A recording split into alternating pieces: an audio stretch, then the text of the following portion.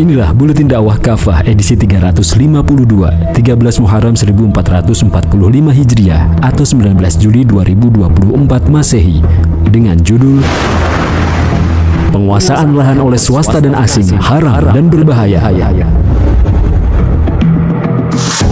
Presiden Jokowi baru saja menandatangani peraturan Presiden atau Perpres nomor 75 tahun 2024 tentang percepatan pembangunan Ibu Kota Nusantara atau IKN pada 11 Juli 2024. Perpres tersebut mengatur rentang waktu hak guna usaha atau HGU di IKN untuk para investor adalah sampai 95 tahun dan bisa diperpanjang sampai 95 tahun lagi. Total 190 tahun. Harapannya, aturan tersebut akan mengundang kehadiran investor asing di IKN yang masih nihil. Perpres ini jelas bertabrakan dengan sejumlah aturan, mengancam kedaulatan negara, dan lebih buruk daripada aturan agraria yang dibuat oleh penjajah Belanda VOC. Sebagaimana diketahui, Undang-Undang Agraria Kolonial saja hanya memberikan hak kepada investor mengelola perkebunan paling lama 75 tahun. Sejumlah bahaya. Salah satu alasan pemerintah memberikan HGU yang begitu panjang bagi investor adalah untuk memberikan kepastian dalam berinvestasi. Hal ini disampaikan oleh Menteri Agraria dan Tata Ruang atau Kepala Badan Pertahanan Nasional Agus Harimurti Yudhoyono. Sebagaimana diketahui, pemerintah akhirnya mengakui bahwa IKN sampai hari ini masih gagal mengundang investor asing. Ini bertolak belakang dengan gembar-gembor Presiden Jokowi yang pernah menyatakan investor sudah antri masuk IKN. Penyebab investor belum mau masuk ke IKN bukan semata persoalan HGU, namun beberapa kondisinya yang masih jauh dari selesai. Bahkan diakui oleh Menteri Investasi atau Kepala Badan Koordinasi Penanaman Modal BKPM, Bahlil Lahadalia, klaster pertama IKN saja belum selesai 100%. Klaster pertama ini mencakup kawasan inti pemerintahan, seperti Presiden dan Wakil Presiden, lembaga tinggi negara.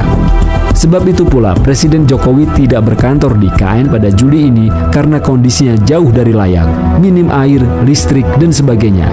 Padahal awalnya pemerintah begitu percaya diri kalau Presiden akan pindah kantor ke IKN pada bulan Juli tahun ini. Pemberian HGU sepanjang 190 tahun yang ditujukan untuk mengundang investor tentu mengandung sejumlah persoalan dan ancaman untuk negeri ini. Pertama, Perpres ini sudah melanggar konstitusi.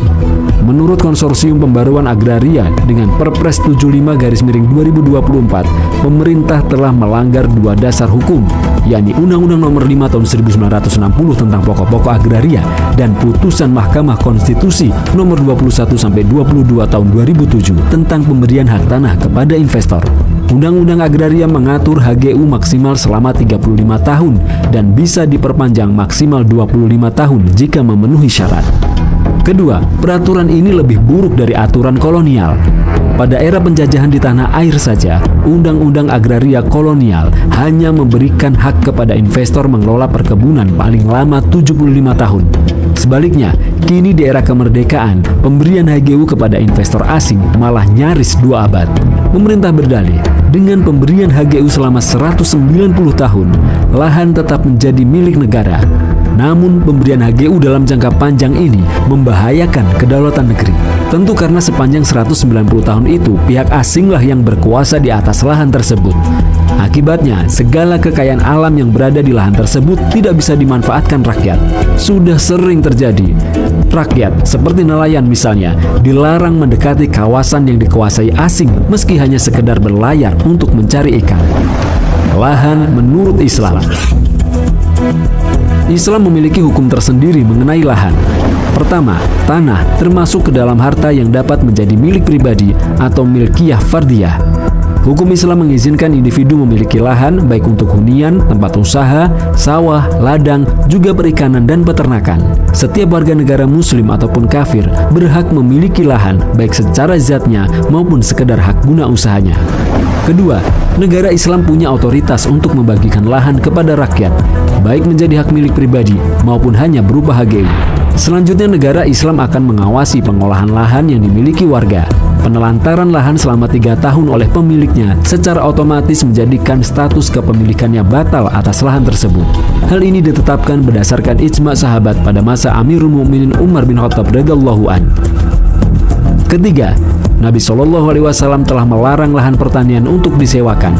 Hal ini berdasarkan sabda Rasulullah SAW dari Sabit bin Al-Hajjaj radhiyallahu an dan Zaid bin Sabit radhiyallahu an yang berkata, Rasulullah SAW telah melarang al-mukharabah. Dia, Zaid bin Sabit, berkata, engkau mengambil tanah dengan mengambil bagian atau keuntungan separuh, sepertiga, atau seperempat. Hadis riwayat Abu Daud, Ahmad, Al-Baihaqi, dan At-Tabarani. Keempat, lahan yang dibutuhkan oleh masyarakat karena mengandung bahan tambang atau mata air berlimpah yang menjadi kebutuhan publik, statusnya menjadi milik umum atau milkiyah ammah. Lahan semacam ini dikelola oleh negara dan tidak boleh diserahkan pada swasta dan asing. Ini berdasarkan sabda Nabi SAW. Kaum muslim berserikat dalam 3 hal, air, rumput, dan api, dan harganya adalah haram. Abu Sa'id berkata, yang dimaksud adalah air yang mengalir. Hadis riwayat Ibnu Majah. Lahan yang menjadi jalan umum atau aliran sungai, pantai, dan laut yang menjadi hajat bersama atau publik, statusnya juga milik umum. Setiap orang boleh memanfaatkan lahan tersebut. Lahan tersebut wajib dijaga dan dipelihara oleh negara. Kelima, Islam memerintahkan negara untuk mencegah praktik imperialisme oleh asing melalui jalan penguasaan lahan baik secara perorangan, korporasi maupun negara. Penguasaan lahan selama hampir 2 abad oleh pihak asing yang berpotensi besar menghilangkan kedaulatan negara adalah haram. Dalam Quran Surat An-Nisa ayat 141, Allah SWT berfirman, yang artinya, Allah sekali-kali tidak akan memberikan jalan kepada kaum kafir untuk memusnahkan kaum mukmin. Buah pahit kapitalisme. Kebijakan pemerintah memberikan HGU kepada penguasaan asing selama 190 tahun adalah kebijakan khas ideologi kapitalisme.